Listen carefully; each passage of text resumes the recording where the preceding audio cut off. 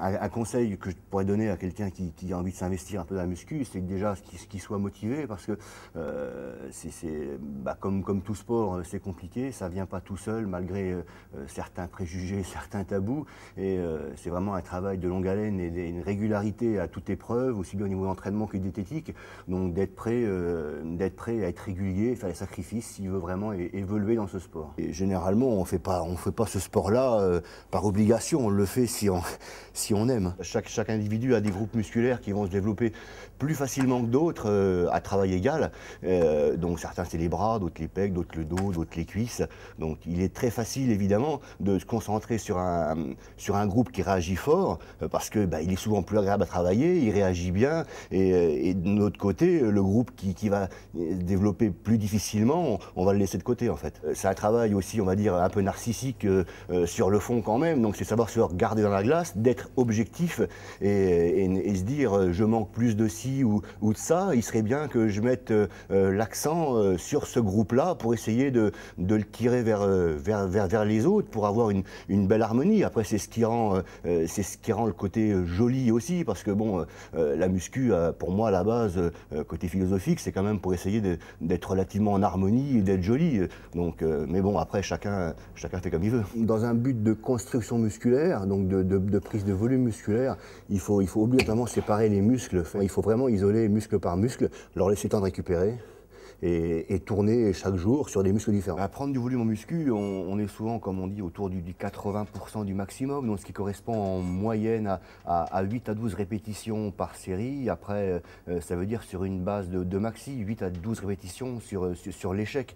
Donc quand on s'arrête à 10 répétitions, ça veut dire qu'on ne peut pas en faire 11, 12 ou 13 ou 15. Ça veut dire qu'à la 10e, on est au bout.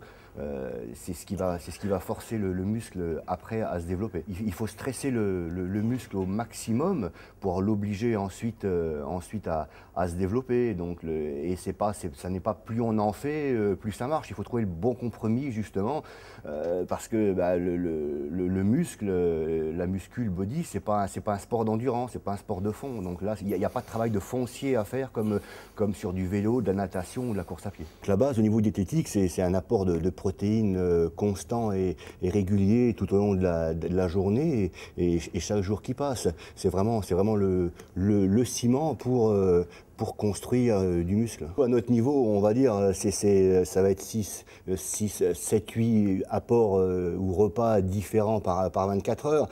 Pour quelqu'un de débutant, je pense que 5 repas, c'est le minimum. On ne peut pas assimiler beaucoup de protéines d'un seul coup, le corps ne sait pas faire. Donc il faut une multitude d'apports.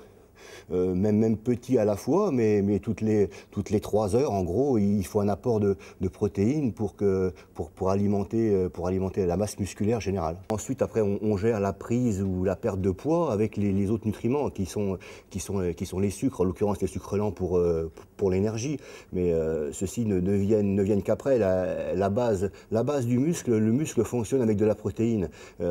Donc c'est vraiment la base. Après on gère les calories et tout le reste avec les autres apports. C'est le foie qui synthétise la protéine et les reins qui éliminent les déchets. Donc évidemment, si on boit, s'il y a plus de déchets et qu'on ne boit pas, ce sera plus condensé dans les urines. Donc le fait de boire avec régulièrement permet une élimination normale des toxines. Si on reste constant, à s'entraîner régulièrement, on peut garder un physique tout à fait largement plus que potable, 50, 60, même certains à 70 ans. On voit des papis à 70 ans qui ont encore de la tonicité, des abdos, du volume, même si ça n'a plus rien à voir par rapport à 20 ou 30 ans, mais malgré tout, ça donne de beaux restes.